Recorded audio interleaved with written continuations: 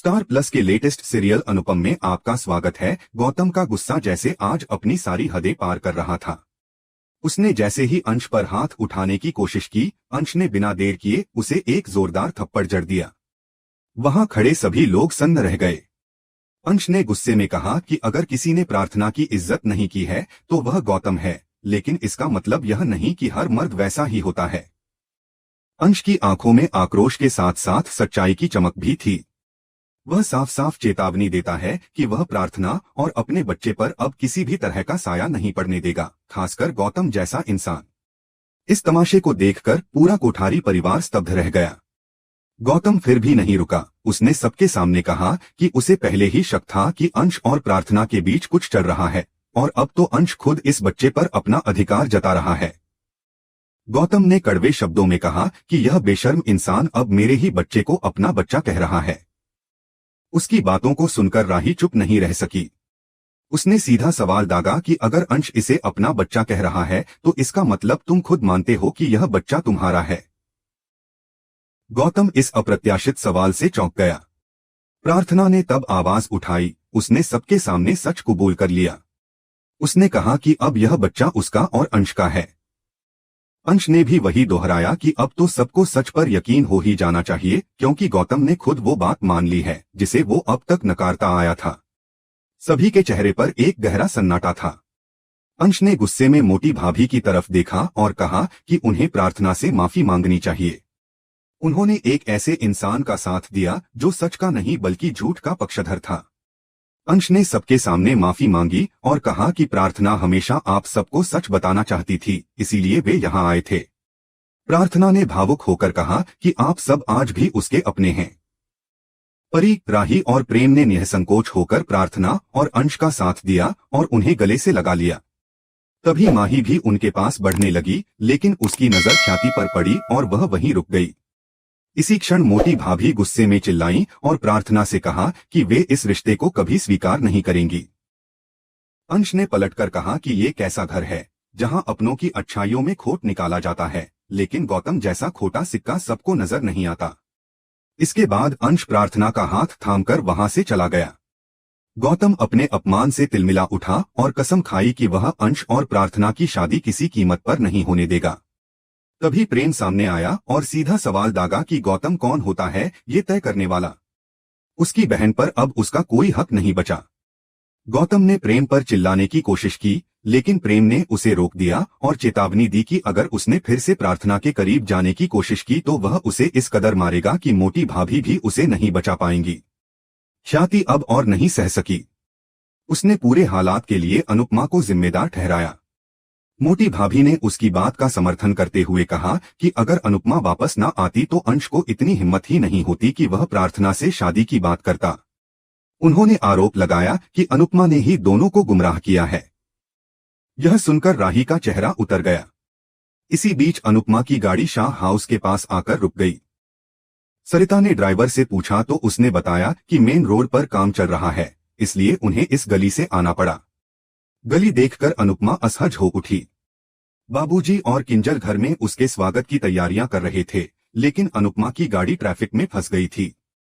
गाड़ी के अंदर से अनुपमा ने जैसे ही अंश और प्रार्थना को देखा, उसका दिल धड़क उठा। वह खुद को गाड़ी में छुपाने लगी, लेकिन अंश को उसकी उपस्थिति का आभास हो गया। अंश ने जोर से अनुपमा का नाम पुकारा। वह गाड़ी की तरफ दौड़ा और जैसे ही उसने देखा कि अनुपमा अंदर है, उसकी आंखों से आंसू निकल पड़े। अनुपमा भी खुद को रोक नहीं सकी और रोने लगी। उसकी आंखों के सामने अंश का बचपन घूम गया, वह मासूम चेहरा जो आज इतना समझदार हो गया था। सरिता और बाकी लोग ये दृश्य देखकर हैरान रह गए।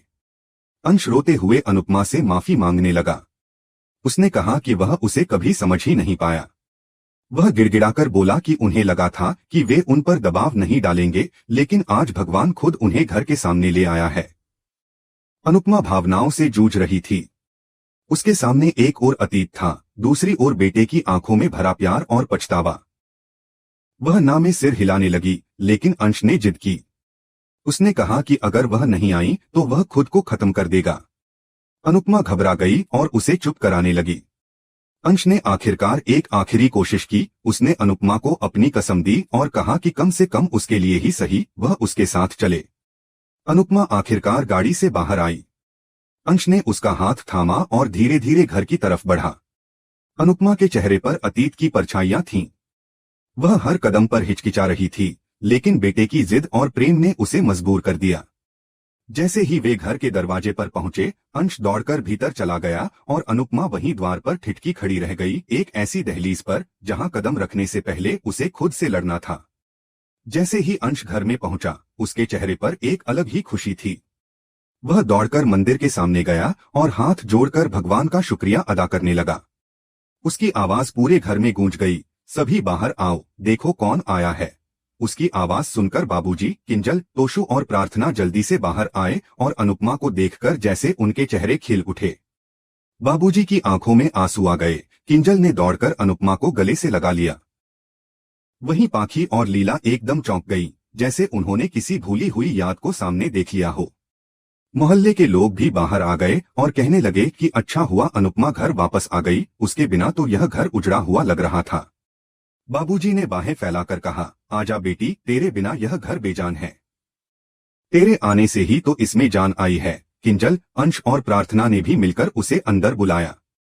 अनुपमा का दिल धड़क रहा था, उसकी आंखों में पुरानी घटनाओं की परछाई झलक रही थी। जैसे ही उसकी नजर लीला पर पड़ी, उसे अतीत की सारी कड़वी बातें याद आ गईं। वह घबरा गई और पीछे हटने लगी।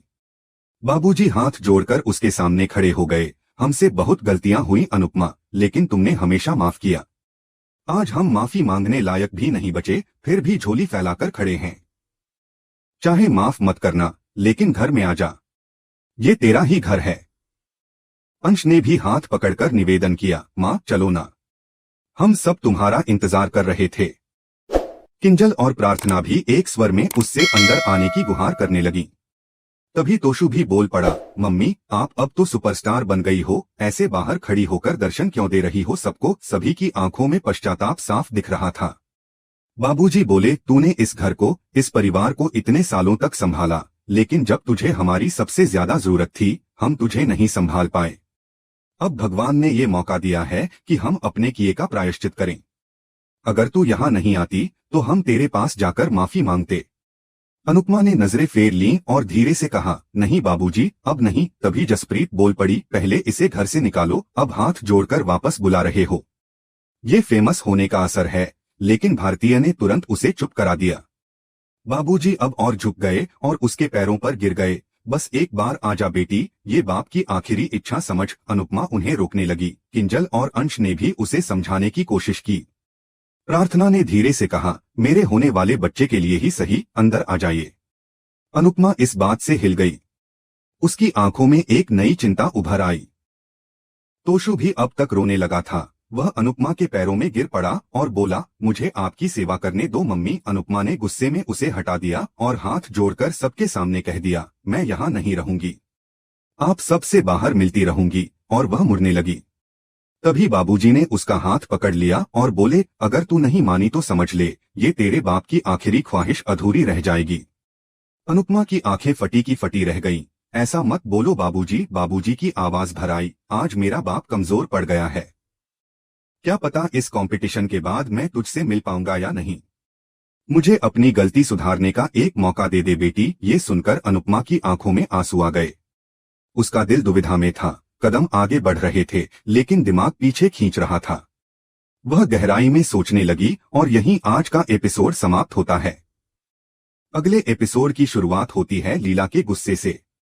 जैसे ही उसे पता चलता है कि अंश और प्रार्थना के बीच कोई रिश्ता है, वह आग बबूला हो जाती है। वह चीखते हुए कहती है, इतनी बड़ी बात कोठारी परिवार को पता है, अनुपमा को भी पता है, लेकिन मुझसे छुपाया गया। उसका चेहरा लाल हो जाता है। वह पूरे घर को सुनाने लगती है। अंश अब और चुप नहीं रहता। वह सबके सामने डंके की चोट पर कहता है, कोई माने या ना माने, लेकिन अब हमारी शादी जरूर होगी। लीला गुस्से में आकर उसे चेतावनी देती है, अगर तुमने यह शादी की तो मेरा मरा हुआ मुंह देखोगे। पूरा माहौल थम जाता है। प्रार्थना सहम जाती है, लेकिन अंश उसका हाथ थामे खड़ा रहता है। इसके बाद दोनों अनुपमा से अनुरोध करते हैं कि वह लीला को समझाए।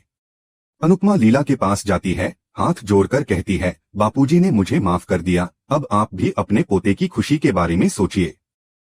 लीला नाराज होकर जवाब देती है, यह रिश्ता मुझे सही नहीं लगता। अनुपमा शांत भाव से कहती है, आजकल कौन सा रिश्ता सही रहता है लीला, लोग छोटी छोटी बातों में तलाक लेते हैं।